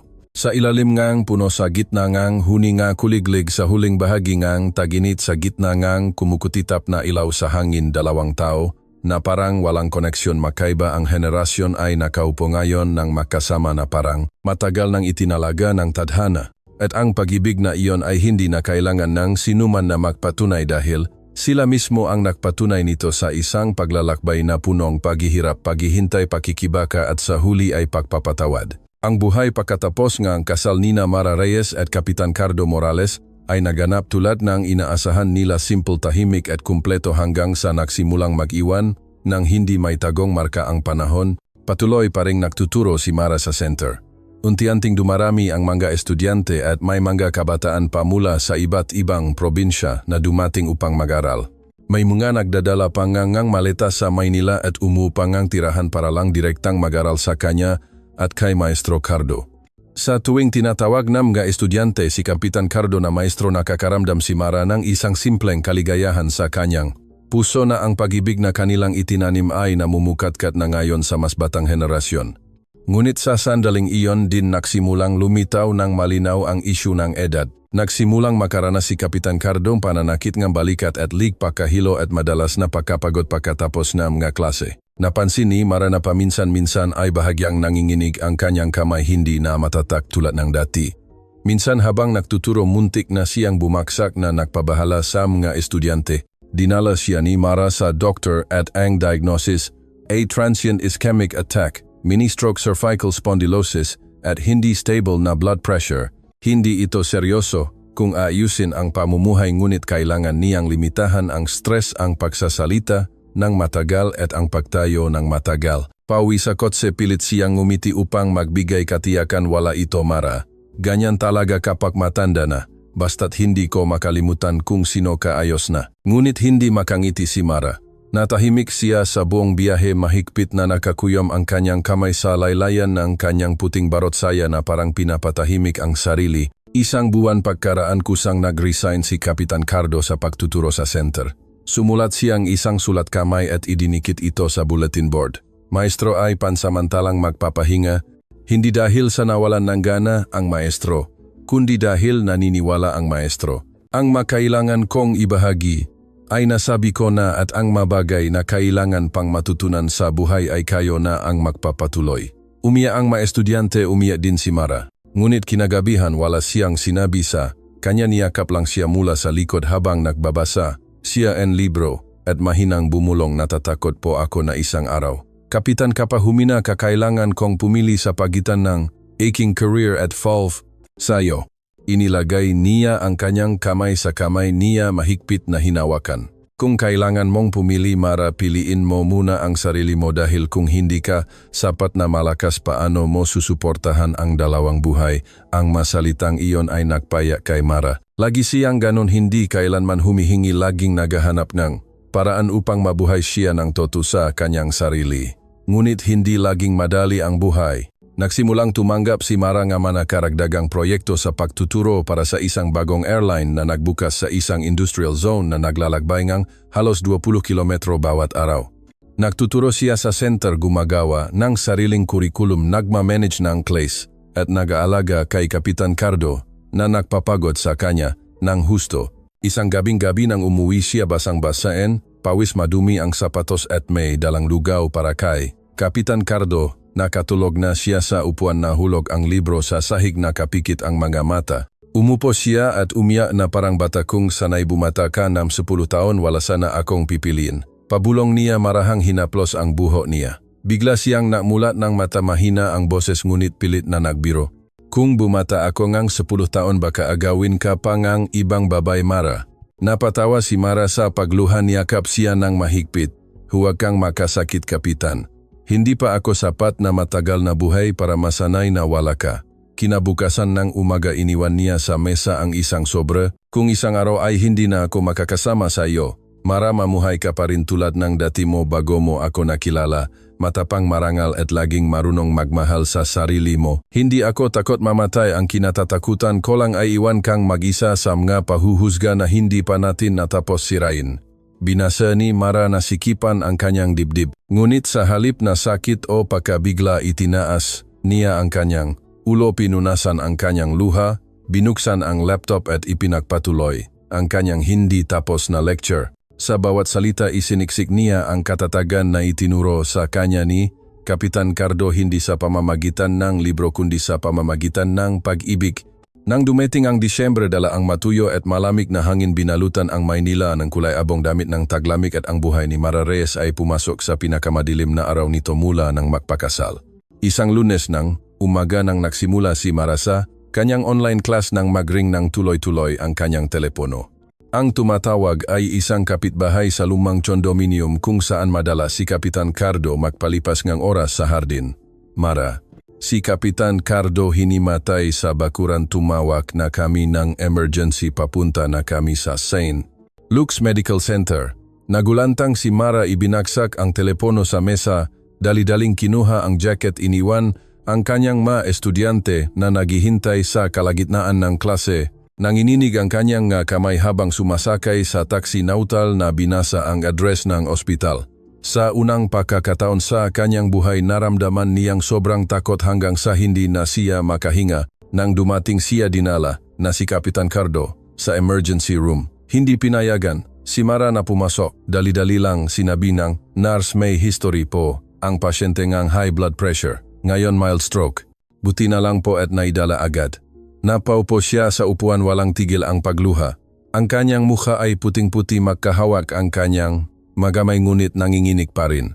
Hindi niya inaasahan na ang lalaking laging matatag sa harap niya, ang taong minsan nang nagmanehong libu-libong flight sa buong kontinente, ay nakahiga ngayon sa likod ng pinto ng emergency room, humihinga sa pamamagitan ng makina at hindi na naririnig ang kanyang tawag. Naramdaman niyang maliit, walang magawa at nag-iisa higit kailanman. Isang oras pagkaraan, inanunsyo ng doktor na nalampasan na ni Kapitan Cardo ang peligro, ngunit kailangang masubaybayan ng mabuti dahil sa mga senyales ng mild embolism at hindi pa malinaw ang posibilidad ng pagaling ng kanyang motor skills. Pumasok si Mara sa silid ng pasyente, nakita siyang nakahiga ng tahimik sa kamapayat, ang mukha malambot, ang mga kamay at paa. Umupo siya sa tabi niya, mahigpit na hinawakan ang kanyang kamay, may bahid ng pagdaramdam sa kanyang boses. Hindi ko pa po nasasabi sa iyo, Kapitan, na tinanggihan ko na ang alok na maging training manager ng bagong airline. Hindi na po ako aalis dahil pinili kong manatili dito kasama ka. Bagaman nakapikit pa rin ang kanyang mata, bahagyang gumalaw ang kanyang kamay. Humagulgol si Mara. Ang lahat ng kanyang maplano at pangarap ay naging maliit na ngayon. Ayaw niya ng isang posisyon, isang kahangahangang karir kung ang kapalit nito ay ang kanyang pagkahiga dito ng mag-isa. Ang sumunod na mga araw ay isang serye nakakapagod na paglalakbay na tanging ang nasa loop lang ang nakakaintindi. Sa umaga, inasikaso ni Mara ang magamot physical therapy. Sa hapon, nagtuturo siya online. Sa gabi, natutulog siya sa upuan sa silid ng pasyente. Pansamantalang isinara ang center, nagpadalang nga mensahe nga suporta ang mga estudyante. Ang ilang matatanda ay naghalinhinan sa pagtulong sa kanya sa ospital upang maghalili sa pag-aalaga. Ang kabaitan ng mga estranghero ay nagpapatibay kay Mara, ngunit nagsimulang bumigat ang panggigipit sa pananalapi. Gastos sa ospital, gamot, serbisyo sa rehabilitasyon, lahat ay magastos. Matipid si Mara, ngunit hindi kailanman nahanda para sa ganitong matagal na sitwasyon. Minsan kinailangan niyang humiram ng pera sa dating kaklase upang paikutin ang pera. Minsan hindi siya nananghalian para lang makabili ng pinakamahusay na gatas para kay Kapitan Cardo. Bawat pagising niya at pagtatangkang humingi ng tawad kunwari ay nagagalit si Mara. Hindi ka pinapayagang humingi ng tawad, Kapitan. Pinapayagan ka lang na gumaling. Pilit siyang ngumiti, mahina ang kamay na hinaplos ang kanyang buhok.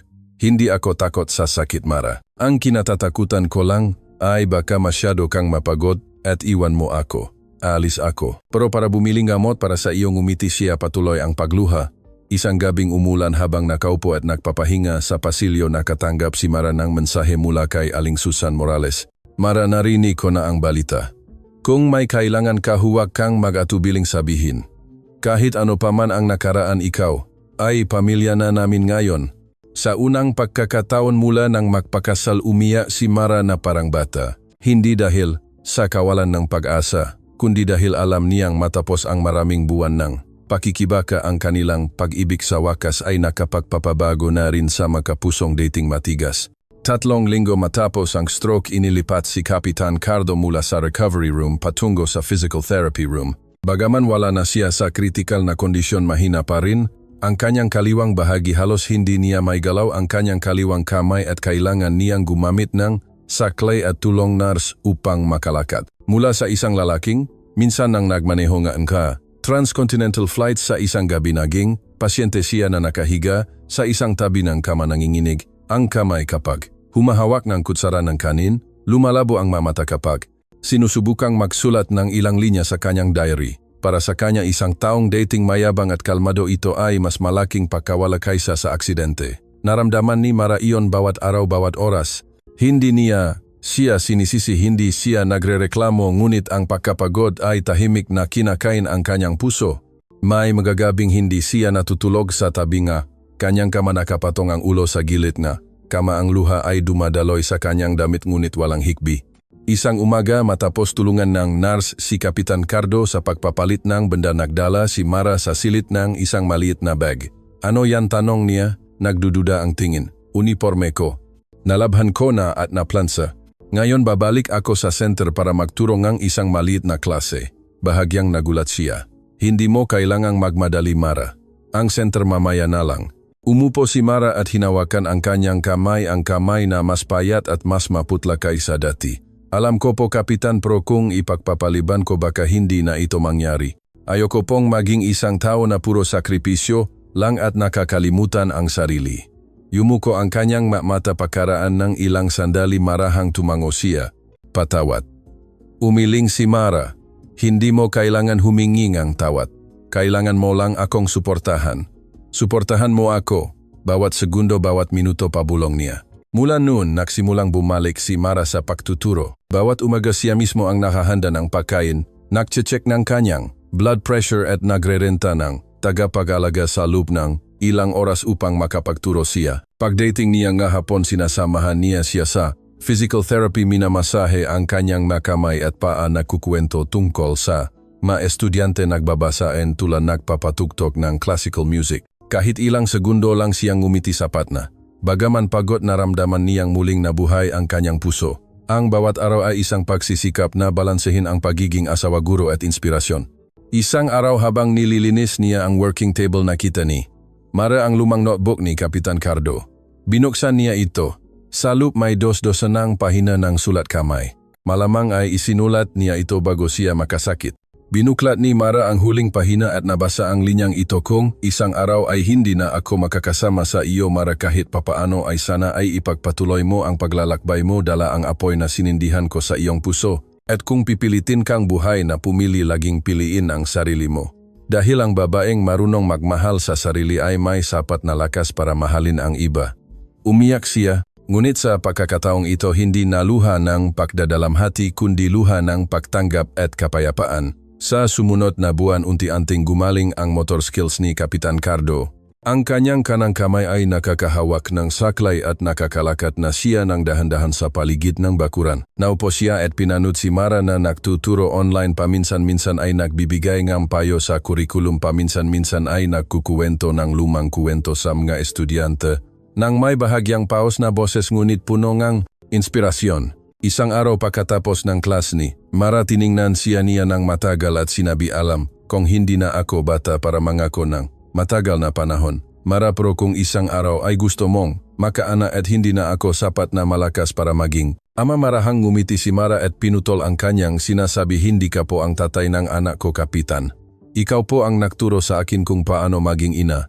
Natahimik siya, lumuha ang kanyang mata. Bagaman hindi binibigkas, alam nilang dalawa na ang kanilang pag-ibig ay hindi na kailangan ng anak upang patunayan, hindi na kailangan ng isang pamilya upang ikadena. Sila ay pamilya dahil pinili nilang manatili ng makasama sa kabilang lahat ng kondisyon. Ang center ay unti-unting naging stable.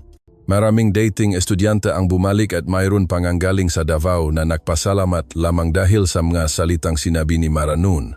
Samantala si Kapitan Cardo, bagaman hindi na lumilipat at hindi na nagtuturo sa tuwing nakaupo siya sa sulok ng silid at pinapanood si Mara na nagtuturo, ngumingiti siya. Hindi ngiting ang isang taong nagpasakripisyo, kundi ngiting ang isang taong alam na pinili niya ang tamang taong mahalin at ang tamang paraan upang bumitif ng may dignidad at malalim na pag-ibig. Sa susunod na taksibol nang magsimulang mamukatkat ang mga unang bulaklak sa buong Maynila, nakatanggap si Mara Reyes ng hindi inaasahang balita. Siya ay nakapasa sa isang na buwang intensive training scholarship sa Singapore sa ilalim ng isang programang konektado sa Civil Aviation Authority at International Tourism Management University. Ito ay isang bihirang pagkakataon para sa mga batang propesor na may potensyal sa industriya ng serbisyo ng abyasyon. Umupo si Mara sa harap ng computer at paulit-ulit na binasa ang imbitasyon, may halo-halong damdamin sa kanyang puso. Sa kanyang tenga ay umalingaw-ngaw ang salita ng program manager nang tumawag ito. Sinubaybayan namin ang inyong mga aktibidad sa pagtuturo, Mara. Hindi naman masyadong siksik ang schedule ngang pag-aaral at maari pa ring mapanatili ang koneksyon sa center online, ngunit ang kondisyon ay kailangan mong manatili sa Singapore ng 6 na buwan. Hindi mahaba ang 6 na buwan, ngunit para sa isang lalaking nagpapagaling mula sa stroke na nangangailangan ng kasama bawat araw tulad ni Kapitan Cardo, ang 6 na buwan ay isang mahabang at mahirap na paglalakbay na hindi madaling malampasan.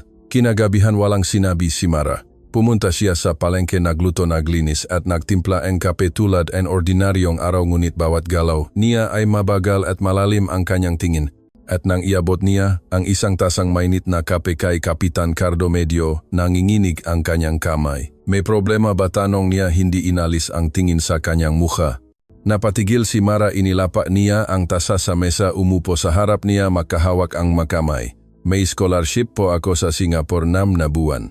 Natahimik ang silid. Tiningnan siya ni Kapitan Cardo ng matagal. Kaya ano ang plano mo, lumunok si Mara. Ang tanong niya ay parang simple lang, ngunit ito ay double-edged sword. Hindi pa po ako nakakapagpasya. Sa tingin ko baka hindi po ako umalis, Kapitan. Stable na po ulit ang center at hindi ka pa po ganap na gumagaling. Hindi ko po matiis na iwan kang mag-isa. Marahang nagbuntong hininga si Kapitan Cardo, tumalikot at tiningnan ang bintana. Ang kumukutitap na ilaw ng poste ay nagpapakitangan aninoeng dalawa sa dingding. Mara, naalala mo ba ang sinabi ko na kung kailangan mong pumili-piliin mo ang sarili mo? Natahimik si Mara, nagsimulang umapaw ang kanyang luha. Natatakot po ako na kapag umalis ako hindi na ako makakabalik sa oras. Hindi, Mara. Lumingon siya, malumanay ang mata. Hindi ko kailangan na nasa tabi ka 24,7. Kailangan ko na mamuhay ka ayon sa iyong itinuturo. Bilang isang babae, dapat kang maging matapang, hindi umasa sa sinuman kahit sa taong pinakamamahal mo. Pero ikaw, Kapitan, makakagamit ka ng saklay, matututo kang mag-inject ng gamot, makakakuha ka nurse kada oras, ngunit hindi ako makapamuhay sa pakiramdam na sinasayang mo ang iyong pagkakataon dahil sa akin. Mas masakit pa iyon kaysa sa sakit. Umiyak si Mara, tumakbo siya at niyakap siya, ipinatong ang ulo sa balikat niya.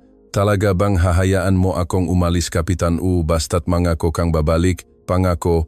Sa mga linggo ng paghahanda bago siya umalis, sinikap ni Mara na gumawa ang online lesson plans, kumuha ang teaching assistant at nagtakda ng video call schedule para kay Kapitan Cardo bawat gabi. Ang mga estudyante ay nalulungkot at bawat araw pinapaalalahanan siya ni Kapitan Cardo na dalhin ang kanyang gamot sa sipon, huwag kalimutang dalhin ang kanyang pinatuyong luya at huwag masyadong pilitin ang sarili.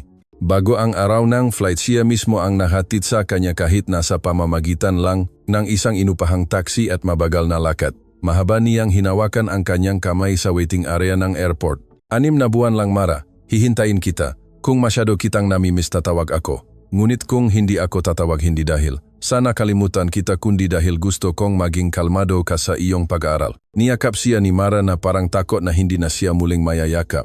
Tatawagan kita bawat gabi kapitan at bawat araw na lumipas. Isusulat ko ang isang bagong natutunan ko para ikwento sa iyo. At ako matututo akong bumagal, matututo akong alalahanin ka nang hindi ka iniistorbo.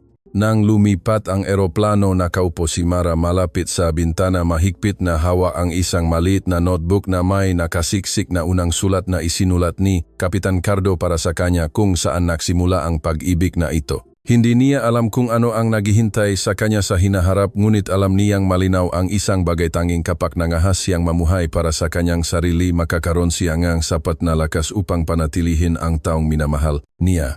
Samantala si Kapitan Cardo sa maliit na silid na may sikat na araw na dumadaan sa bintana ay tumayo gamit ang saklay at tiningnan ang kalangitan. Ngumiti siya, sige lang, lumipat ka Mara. At kapag lumapag ka, narito pa rin ako, ang pinakatahimik na suporta sa iyong buhay. Sa Singapore, sa tag-araw hindi masyadong matindi ang init tulad ng sa Maynila, ngunit ang init na may mataas na humidity ay nagpaparamdam ng halumigmig sa hangin. Nagsimula si Mara sa kanyang programa ang pag-aaral na may siksik na iskediul: umaga ay teorya, hapon ay practical, gabi ay group presentation. Sa mga unang araw umiikot siya tulad ng isang gulong na itinapon sa isang kakaibang mekanismo, wika, paraan ng pag-aaral, kultura. Lahat ay bago at nakakagulat. Bawat gabi ay nag-video call si Mara kay Kapitan Cardo. Bawat pagkakita niya sa mukha nito sa screen, ang kanyang mapagmahal na tingin, ang ngiti na tulad ng dati, naramdaman niyang lumambot ang kanyang puso. Nakukwentuhan sila en mangga pang araw-araw na bagay. Ano ang kinain niya, ano ang pinaaralan niya, sino ang nagpagalit sa kanya, aling gawain ang hindi niya nagawa ng maayos. Kahit ilang minuto lang ay sapat na para maramdaman niyang konektado pa rin siya sa kanyang bayansa, pamamagitan ng isang dinakikitang ngunit tunay na tali. Ngunit pagkatapos ay nagsimulang sumingit ang distansya tulad ng isang lumalabo na anino. Sa ikatlong linggo nagkaroon na bagong profesor ang klas ni Mara mula sa England. Ang pangalan niya ay Thomas. Nasa 35 anyos siya, matangkat, nakakatawa magsalita, at may napakabuhay na paraan ng pagtuturo. Sa unang klase pa lang pinatawa na niya ang buong klase sa isang role-playing game sa isang simulated airplane cabin. Espesyal na napansin ni Thomas si Mara. Madalas siyang magtanong, dito pinupuri ang kanyang katalinuhan at mahusay na pag-iisip. Si Mara, dahil sa kanyang pagiging magalang at ambisyoso, ay aktibong nakikilahok din sa diskusyon. Ang kanilang mahusay na pagtutulungan ay mabilis na napansin ng buong klase, hindi sa masamang paraan kundi sa paraan ng isang potensyal na profesor at estudyante. Isang araw pagkatapos ng klase, inimbitahan ni Thomas si Mara na maghapunan kasama ang maliit na grupo. Sa una tumanggi siya, ngunit pagkatapos ay naisip niyang ayaw niyang makita na mailap, kaya pilit siyang pumayag.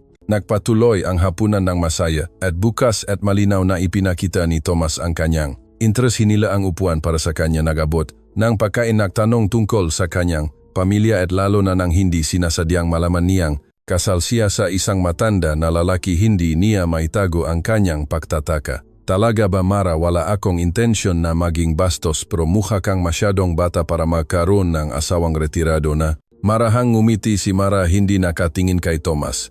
Hindi pa po siya retirado sa puso ko. Ang sagot na iyon ay nagpatahimik kay Thomas ng kaunti, ngunit ang kanyang tingin ay hindi ganap na umatras sa pagpapakita ng interes. Kinagabihan, mas gabi na umuwi si Mara kaysa dati.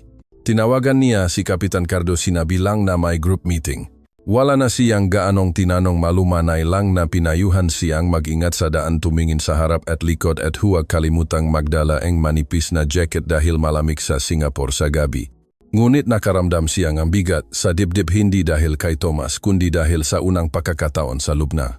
Maraming buwan naramdaman niyang may kasalanan siya sa sarili niya nang hayaan niya ang interes ng ibang lalaki na magpabago nga kanyang puso kahit kaunti. Sa Maynila nagsimulang humina ng malinaw si Kapitan Cardo. Isang umaga nadapa siya sa banyo habang sinusubukang abutin ang boteng shampoo, muling nanikip ang kanyang kaliwang braso at nanghina ang kanyang kanang paa. Kinailangan niyang tawagin ang kanyang kapitbahay upang tulungan siyang bumangon. Nang tanungin kung gusto niyang tawagan ang kanyang asawa, umiling siya, huwag kang magsasabi ng kahit ano, Mara. Nag-aaral siya at malalampasan din ito. Buong umaga nakahiga siya sa kama nakatingin sa kisame. Naalala niya si Mara, ang mahinang tunog ng sinelas nito sa kusina, ang amoy ng langis na pinapahid nito sa kanyang balikat bawat gabi. Ngunit hindi siya tumawag. Ayaw niyang maging pabigat. Nagpadala lang siya ng maikling mensahe. Ngayon inayos ko ang lumang koleksyon ng libro, nakita ko ang isang sulat na sinulat mo noong bago pa lang tayo. Pagkatapos basahin, gusto ko ulit sumulat ng isa pa para sa iyo. Nakatanggap si Mara ng mensahe sa kalagitnaan ng group study. Binasa niya, ngumiti at pagkatapos ay umiyak. Bumukal ang pagkamis sa kanya na parang isang baha. Tinawagan niya agad ngunit hindi niya sinagot. Halos 30 minuto pagkaraan nag-text siya pabalik, nakatulog ako, Mara. Ayos lang, huwag kang mag-alala. Ngunit naramdaman ni Mara ang kanyang kutop. Alam niyang may tinatago siya.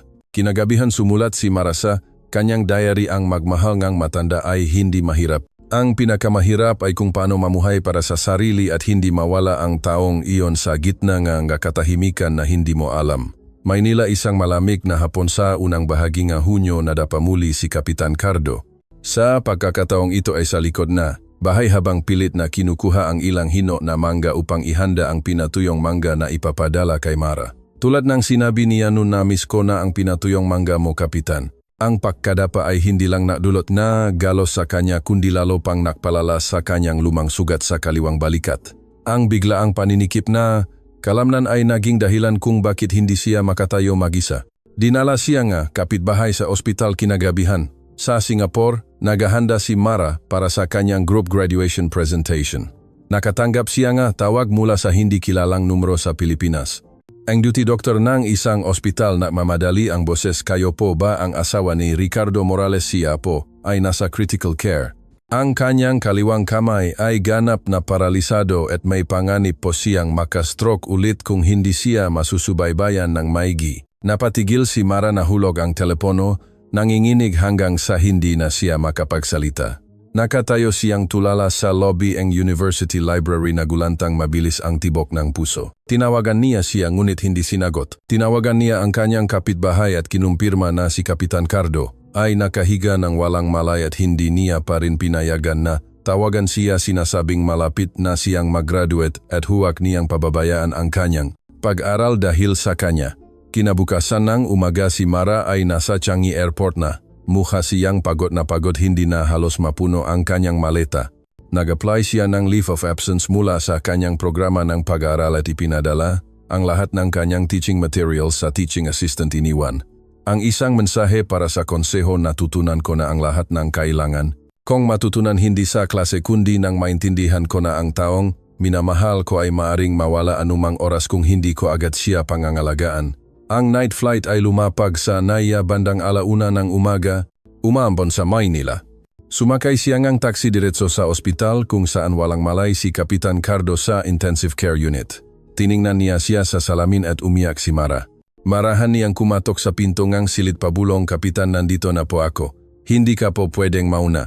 Hindi pa po ako tapos sa pag-aral at hindi mo pa po ako nakikita na nagtapos. Hinawakan niya ang payat at maputla nitong kamay, marahang idinampi sa kanyang pisngi. Nakatakot ang lamig. Pagkaraan ng 3 araw nagising si Kapitan Cardo. Nakaupo si Mara sa tabi ng kamapayat ang mukha ngunit nagniningning ang mamata. Iniwan mo ang pag-aral para umuwi? Tanong niya, mahina ang boses na parang hangin. Hindi, Kapitan. Hindi po ako umalis, nagpause lang po ako para mapanatili ka. Ngumiti siya ng maputla, lumuluha ang mga mata. Patawad. Hindi ka pwedeng humingi ng tawad. Sinabi ko na sa iyo. Ipinatong niya ang kanyang ulo sa dibdib nito, pinakinggan ang mahina ngunit regular na tibok ng puso. Sa sandaling iyon alam niyang bawat sandali nilang makasama ay isang regalo, walang tawag na sakripisyo. Pagkaraan ng 2 linggo inilipat si Kapitan Cardo sa bahay para sa pangmatagalang pangangalaga. Kumuha si Mara ng isang profesional na nurse. Kada oras habang siya naman ay nagpatuloy sa pagtatrabaho online, nagtuturo sa bahay at nagayos ng center upang sabay niyang kumita at maalagaan siya. Isang hapon habang nakakape sila sa balkonahe, sinabi ni Kapitan Cardo, hindi ako sigurado kung gaano pa karaming oras ang mayroon ako. Mara, ngunit kung papaya ka, gusto kong gamitin ang aking naipon upang palawakin ang center at pangalanan. Ito na hangin at ulap. Hangin ka na lumilipat kahit saan at ulap ako na tahimik na sumasama sa iyo sa likuran. Lumingon si Mara at ngumiti sa kanyang luha. At kung isang araw ay maging ulan ka kapitan kong gayon babagsak pa rin ako patungo sa iyo. Ang kanilang love story na minsan ay itinuturing na immoral hindi bagay sa edad at laban sa karaniwang kaayusan ay naging isang maliit na simbolo ng pananampalataya at katapatan sa industriya ng training para sa flight attendants. Maraming tao ang pumupunta upang mag-aral hindi dahil gusto nilang maging flight attendant kundi dahil gusto nilang marinig ang kanilang kuwento. Isang kuwento na walang Prince Charming, walang prinsesa, 2 tao lang na nangahas na piliin ang isa-isa habang walang pumipili sa kanila, nangahas na mamuhay para sa isa-isa habang ang buong mundo ay umiling. Dumating ang Setyembre, lumambot ang panahon sa Maynila, pagkatapos ng matagal na pag-ulan. Naging mas dilaw ang sikat na araw, mas mahina tulad ng tahimik na pagbagsak ng oras sa balikat ni Kapitan Cardo. Unti-unting humina ang kanyang kalusugan. Ang kanyang kaliwang braso ay halos walang pakiramdam at ang kanyang kanang paa ay hindi na matatag. Sinabi ng doktor ang katawan po niya ay nasa yugto na ang pangkalahatang paghina. Ibig sabihin po walang sakit, walang mapanganib na komplikasyon ngunit wala na po siyang gaanong oras. Alam niya iyon, alam din ni Mara ngunit walang nagsalita sa kanila. Sa halip na muhay sila bawat araw na parang kinabukasan ang huling pagkakataon na makikita nila ang isa't isa. Pansamantalang isinara ni Mara ang center, inilipat ang lahat ng klase sa bahay at inilagay ang mamesa at upuan malapit sa silid tulugan ni Kapitan Cardo. Nagtuturo siya habang nag-aalaga at nag-aaral online muli sa programang napospona. Kahit 3 o 4 na oras lang ang tulog niya bawat araw, laging nakangiti siya, laging maayos ang kanyang scarf, laging nagpapahid ng langis sa kanyang balikat bago ang bawat klase kahit na marahil ay mahimbing na natutulog siya. Isang araw tinawag siya ni Kapitan Cardo, inilagay sa kanyang kamay ang isang sako ng lumang papel na fadet na kasama ang pabulong na salita. Ito ang masulat na sinulat ko sa iyo sa loob ng 1 taon. May hindi mo pa nababasa, may hindi ko ipinadala. Kung isang araw ay mauna ako, basahin mo ang bawat sulat, 1 piraso bawat linggo na parang sumusulat pa rin ako sa iyo bawat gabi. Hindi napigilan ni Mara ang pagluha, niyakap niya siya ng matagal, humihigbi na parang bata. Hindi ko po kailangan ang sulat, Kapitan. Kailangan ko lang na narito ka pa ng 1 pang linggo. Ngumiti siya, nanginginig ang kamay na hinaplos ang kanyang buhok. Narito ako hanggang sa magtapos ka. Pagkaraan ng 3 araw nakatanggap si Mara ng opisyal na kumpirmasyon. Siya ay bibigyan ng parangal at tatanggap ng sertipiko ng pagkumpleto ng International Training Program bilang isang espesyal na estudyante, ang tanging nag-leave of absence sa kalagitnaan ngunit nakatapos nang may pinakamataas na resulta sa klase. Ang seremonya nga pagpaparangal ay ginanap sa Maynila sa maliit na bulwagan ng isang partner ng programa. Tinanggihan ni Mara ang lahat ng imbitasyon ng media at humingi lang ng pahintulot na makadala ng 1 tao sa seremonya. Ang kanyang asawa si Ricardo Morales. Sa araw ng seremonya nakasuot si Mara ng puting barot, saya na may pilak na borda, simple ang pagkakabun ng buhok, inalalayan si Kapitan Cardo na nakaupo sa wheelchair. Natahimik ang buong bulwagan nang pumasok siya. Hindi dahil sa gulat kundi dahil sa paggalang. Nakita nga ang tao sa kanya ang kalumanayan, katatagan at sa kanya naman ay isang pagmamalaki sa mata na walang kaparis. Nang tawagin ng host ang pangalan ang outstanding student Maria Clara Reyes, simbolo ng pagtitiyaga, pag-ibig at dedikasyon sa edukasyon sa industriya ng serbisyo ng abyasyon, tumayo ang lahat at pumalakpak. Umakyat si Mara, yumuko upang tanggapin ang honorary degree, unit nang lumingon siya at nakita si Kapitan Cardo na kumakaway, nanginginig ang kanang kamay niya ngunit pilit pa ring itinaas, umiyak siya. Hindi dahil sa kanyang tagumpay kundi dahil ang taong minamahal niya ay nakaupo pa rin sa harap na hilera. Kinagabihan pagkatapos ng seremonya, mahinang sinabi ni Kapitan Cardo payapa na, ako Mara, sapat ka ng matanda upang hindi na ako kailanganin pa sa tabi mo, ngunit mamuhay ka pa rin ng may dangal. Pinutol siya ni Mara, hindi ako mas matanda, Kapitan. Natutunan ko lang kung paano mamuhay upang hindi masayang ang lahat ng itinuro mo. Ngumiti siya at pagkatapos ay biglang bumulong Mara. Bukas Mara o ba? Opo, Kapitan, sa tingin ko napakaganda ng panahon. Bakit mo tinatanong? Dahil gusto kong umupo sa balkonahe at pakinggan kang magturo muli kahit 5 minuto lang para malaman kong tulad ka pa rin ng araw na nakilala kita. Maliwanag ang mga mata, malumanay ang boses at puno ng pag-asa. Kinabukasan ng umaga hindi na siya nagising. Umalis siya sa kanyang pagtulog payapa, ang mukha na parang ngumingiti. Hindi sumigaw si Mara. Umupo lang siya sa tabi niya, hinawakan ang malamig na nitong kamay, hinalikan ang kanyang pisngi sa huling pagkakataon at pabulong na nagpasalamat-salamat kapitan dahil hindi ka nangako na mananatili magpakailanman, ngunit nanatili ka sa tabi ko hanggang sa huling sandali.